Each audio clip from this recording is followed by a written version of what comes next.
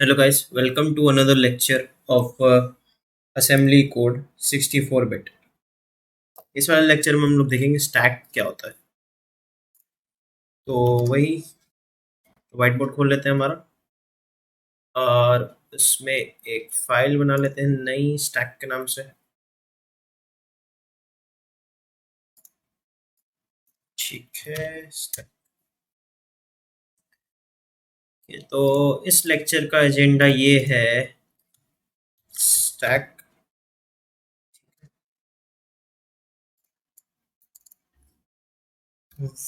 What is stack and how it is used.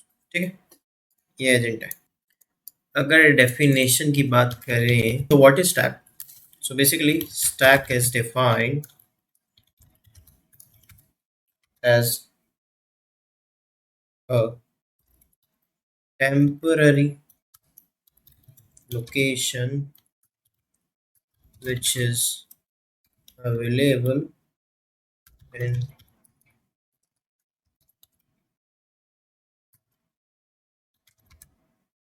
programming memory where we can store data, variables, etc. ठीक है, और etc. while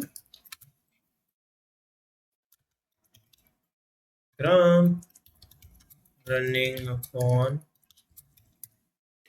ठीक है, अब जो डेटा स्ट्रक्चर वगैरह जिसने मतलब पढ़ रखा होगा उसको ऑलरेडी नो, उसको पता होगा कि भाई स्टैक एंड क्यू क्या होता है। ठीक है, क्यू अभी इस वाले लेक्चर में डिस्कस नहीं करेंगे, मेजरली हम लोग स्टैक ही करेंगे इस वाले लेक्चर में और इसको ही इसका प्रैक्टिकल इम्प्लीमेंटेशन देखेंगे। ठीक, कोड के थ्रू घर में सीडीज आती है। ठीक है, अब लेट सपोज ये मेरा सिलेंड्रिकल है सीडी वाला। ठीक है, अब मैंने एक सीडी ली तो फर्स्ट सीडी आएगी, तो फर्स्ट सीडी आएगी मेरी लास्ट में स्टोर होगी। ठीक है, नीचे जाके सेकंड उसके ऊपर, थर्ड उसके ऊपर, फोर्थ उसके ऊपर एंड सो ऑन।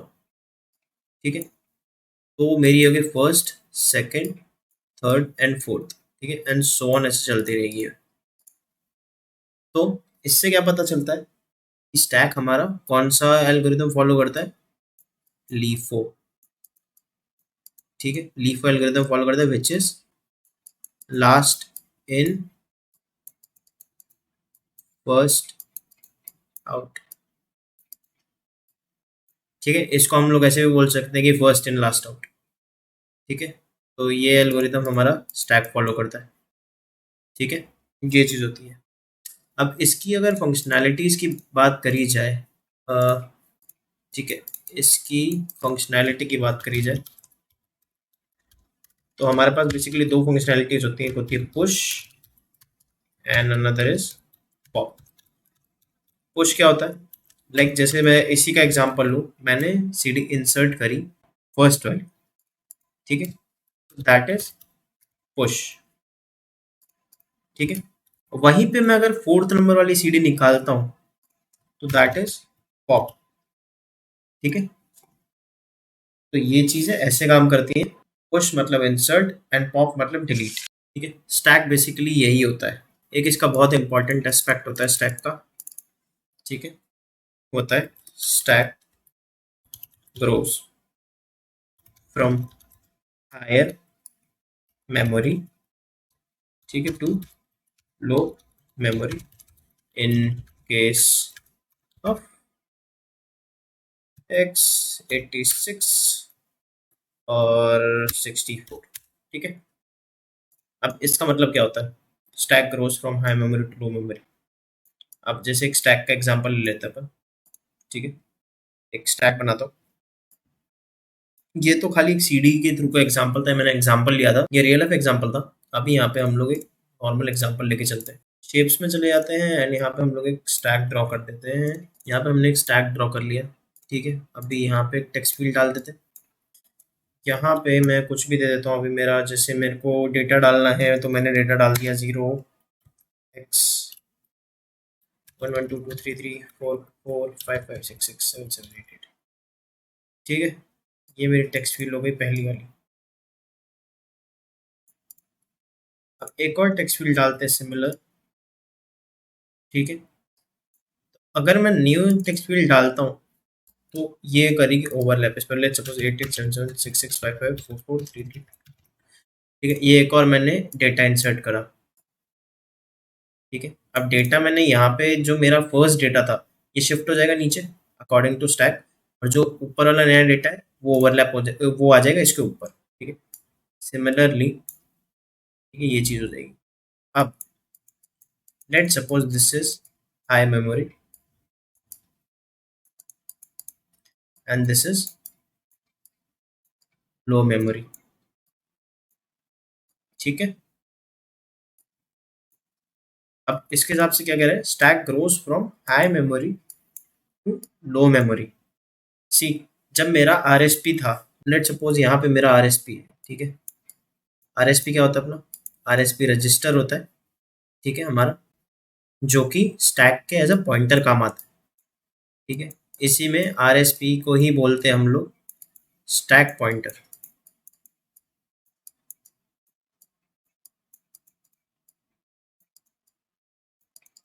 ठीक है। तो ये आरएसपी है मेरा। अब लेट सपोज जब इनिशियल स्टेज पे, जब मेरा फर्स्ट नंबर पे था, 0 नंबर पे था ये, ठीक है, यहाँ पे एड्रेस पे, ठीक है। तो आरएसपी की वैल्यू कौन से एड्रेस पे सिग्निफाई कर रही थी, इस पे। अब ये शिफ्ट होके आ गया 1 पे, ठीक है। तो आरएसपी क्या हो गया, नीचे शिफ्ट हो गया, ठीक है। तो अगर मैं सिंपल देखो, अगर मैं पुश करता हूँ स्टैक में, तो मेरा आरएसपी की वैल्यू क्या हो जाती है, डाउन जाएगी। तो वहीं पर अगर मैं पॉप करता हूँ तो वहीं पे मेरे आरएसपी की वैल्यू क्या जाएगी, अप जाएगी। चीज़ आ गई ना समझ में, ठीक है ना। आरएसपी का कंसेप्ट क्लियर है। अब इसी चीज़ को हम लोग मशीन के अंदर देखते हैं कि कैसे इस चीज़ को हम लोग इम्प्लीमेंट कर सकते हैं, ठीक है। तो यहाँ पे हमारी मशीन खुल चुकी है। यहाँ पे हम एक नया प्रोग्राम बनाते हैं स्टैक के लिए। तो मैं विम स्टैक डॉट एएसएम, ठीक है, इसको मैं सेव करके मैं इसका यूआई खोल लेता हूँ, ठीक है। सबसे पहली चीज़ हम लोग क्या लिखेंगे, ग्लोबल स्पेस स्टार्ट, ठीक है, ग्लोबल स्पेस अंडरस्कोर स्टार्ट। फिर हम लोग क्या करते हैं, सेक्शन डॉट टेक्स्ट सिग्निफाई करेंगे और सेक्शन डॉट डेटा डिफाइन करेंगे, ठीक है। अब यहाँ पे मैं स्टार्ट कर देता हूँ अपना कोड। यहाँ पे मैंने कोड स्टार्ट करते ही, ठीक है, अब मैं सबसे पहले तो क्या करूँगा, मूव, मैं जो मेरा वैल्यू है, ठीक है, वो आर एक्स के अंदर मूव करूँगा। अब हमारी वैल्यू क्या थी, हमारी वैल्यू लेट सपोज अभी ले लेते हैं 1122 वाली, ठीक है, ये वाली वैल्यू ले लेते हैं। तो 0x1122334456, ठीक है, ये हमारी आर एक्स में कर दी। तो मैं अब इसमें कर देता हूँ पुश, ठीक है। पुश फंक्शन लगाते ही क्या होगा, जो मेरा वैल्यू है स्टैक में, जो ये वैल्यू है मेरी, वो स्टैक के अंदर पुश हो जाएगी, ठीक है। ठीक है, यहाँ पे आर एक्स में पुश हो गई मेरी वैल्यू। फिर हम लोग क्या करेंगे, पुश करेंगे, ठीक है, कीवर्ड के अंदर एक वैल्यू। इस वैल्यू का नाम हम कुछ भी रख सकते हैं, जैसे मैंने इसको नाम रख दिया है असेंबली, ठीक है, असेंबली मैंने नाम रख दिया, ठीक है। असेंबली को हम लोग डेटा में डिफाइन कर देते हैं, असेंबली बेसिकली है क्या, किस काम आएगा हमारा। तो असेंबली को डिफाइन करने के लिए मैं यहाँ पे जाता हूँ डीबी,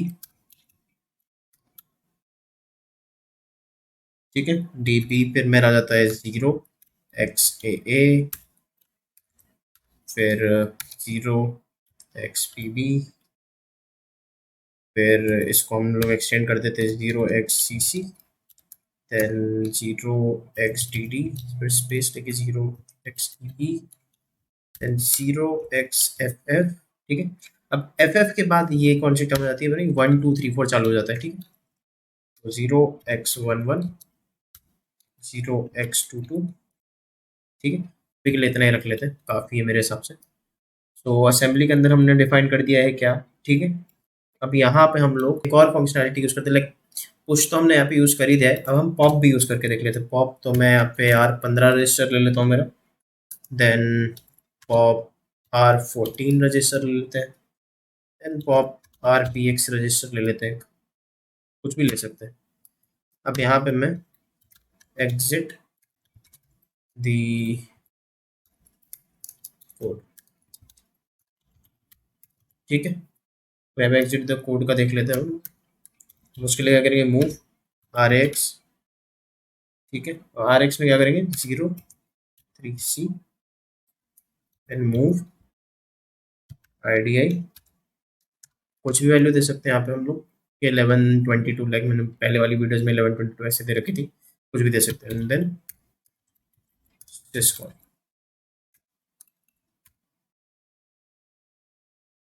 ठीक है। तो यहाँ पे हमने स्टैक के लिए क्या करा है, एक RX में वैल्यू मैंने पुश करी है, and then R15 R14 and RPX से मैंने वैल्यू स्वैप करी है, ठीक है। अब लेट्स सी ये काम कैसे करता है।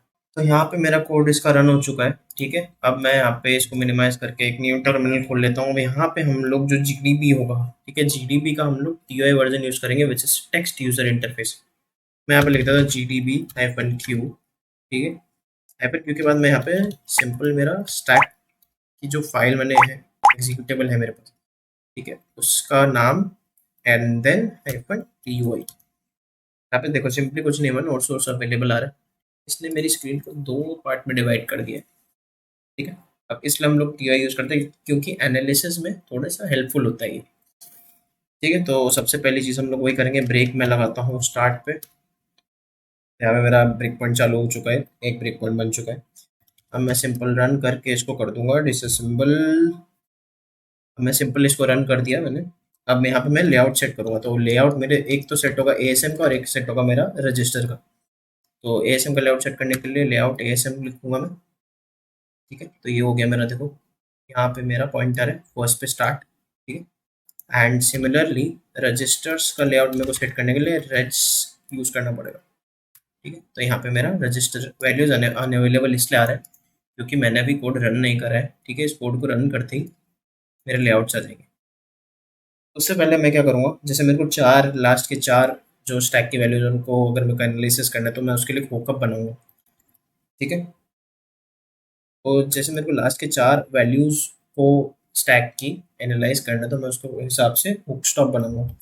तो हुक स्टॉप बनाने के लिए अपन क्या करेंगे, डिफाइन हुक हाइफन स्टॉप, ठीक है। इसको मैं कर देता हूँ और मैं इसमें वैल्यू देता हूँ, पास करता हूँ x/4, ठीक है। क्योंकि मेरे को लास्ट के चार वैल्यूज पे थोड़ा एग्जामिन मेरे को देखना है, मतलब ऑब्जर्व करना है हम लोग। ये दे दिया और यहाँ पे मैं इसको एग्जिट कर देता हूँ, सॉरी एंड कर देता हूँ, ठीक है। तो हुक स्टॉप मेरा बना के एंड कर दिया मैंने। सिंपली यहाँ पे मैं कर देता हूँ स्टेप आई। स्टेप आई पे क्या होगा, मेरा कोड रन हो गया, ठीक है। तो RX में मेरा वैल्यू पुश हो गया, ये वाला, ठीक है। ये हो गया। अब देखो, अब एक और चीज़ देखते हैं इसमें, मैं एक और बार स्टेप आई कर देता हूँ, लिखने की जरूरत है, सिंपल एंटर मार दोगे तो भी चलेगा, ठीक है। अब यहाँ पे देखो, यहाँ पे पुश हुआ तो यहाँ पे चेंज किसमें है, RSP की वैल्यू में, ठीक है। अब इसका एड्रेस देखो, एड्रेस क्या है इसका, 402000, ठीक है। तो अब ये देखो, अब यहाँ पे कौन सा फॉर्मेट दिख रहा है आपको, 402000। तो अब इसी एड्रेस पे अपन वो करेंगे, चेक करते हैं। तो let suppose x-8 into 8xp, ठीक है। अब यहाँ पे मैं परफॉर्म कर देता हूँ 0x402000। अब इसके हिसाब से क्या आना चाहिए, एक कोड देखो एक बार। अगर हमारा जो असेंबली का क्यू वर्ड वाला है, ठीक है, असेंबली का value 0x A 0x BB 0x CC, ठीक है। अगर ये चीज़ प्रिंट होती है 1 2 3 4 5 6 7 8, ठीक है, तो इसलिए मैंने यहाँ पे 8 लिखा है, ठीक है। बिट में ही ले रहे हैं हम लोग इसको, ठीक है। तो अगर मेरी ये वैल्यू सेम आती है तो like we are on a right path, ठीक है। चेक कर लेते हैं, ठीक है। अब यहाँ पे क्या है, 0x A 0x BB CC DD EE FF 1122, ठीक है। तो यहाँ पे हमारा सेम चीज़ आई है, ठीक है। नाउ एक और चीज़ हम लोग देखते हैं, इसी को हम लोग अगर जाइंट में देखें, ठीक है, तो x/xg और एड्रेस में कौन सा दूंगा, इसका सेम एड्रेस जाएगा 0x, एड्रेस क्या है इसका, 402 000, ठीक है। अब ये देखो, जब मैंने बोला था कि एंडियन का यहाँ पे रोल आ सकता है, अब यहाँ पे क्या हुआ, वैल्यूज पुश हुई, ठीक है, बट वो ओवरलैप इसलिए हुई क्योंकि यहाँ पे एंडियन का कंसेप्ट आ गया। ये एंडियन की वजह से यहाँ पे वैल्यूज ओवरलैप कर गई, ठीक है। मतलब अगर 8 बाइट की वैल्यू अगर अपन लेके चल रहे हैं, ठीक है, तो ये रिवर्स हो जाता है बिकॉज ऑफ द एंडियन, ठीक है। तो मैंने शुरू में इसलिए बोला था कि लाइक एंडियन का कंसेप्ट इसमें आ सकता है। तो ये था पूरा स्टेप का। अगर लाइक चेक करना है तो अगेन स्टेप आई आई करके आप चीज़ें देख सकते हो, ठीक है। तो yes, that was all about this lecture.